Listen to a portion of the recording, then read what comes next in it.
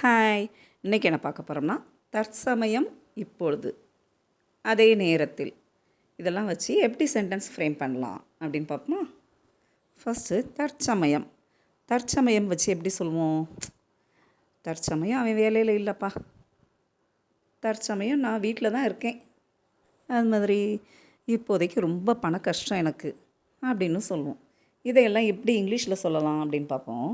இந்த தற்சமயம், இப்போதைக்கு, இதுக்கு இங்கிலீஷில் என்ன சொல்லலாம்னா as of now. As of now. As of now he doesn't have a job. இப்போதைக்கு அவனுக்கு வேலை எதுவும் இல்லை. As of now there is no problem. இப்போதைக்கு எந்த பிரச்சனையும் இல்லை. As of now this is my only choice. இப்போதைக்கு எனக்கு இதுதான் சாய்ஸ், வேறு சாய்ஸ்லாம் இல்லை.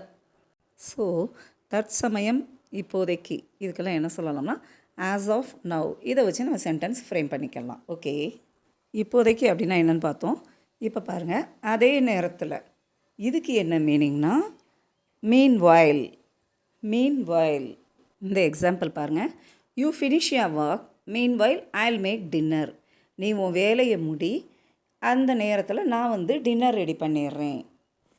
I was calling her mean while she was calling me. நான் அவளை கூப்பிட்டுக்கிட்டு இருந்தேன், அதே நேரத்தில் அவள் என்னையை கூப்பிட்டுக்கிட்டு இருந்திருக்கா.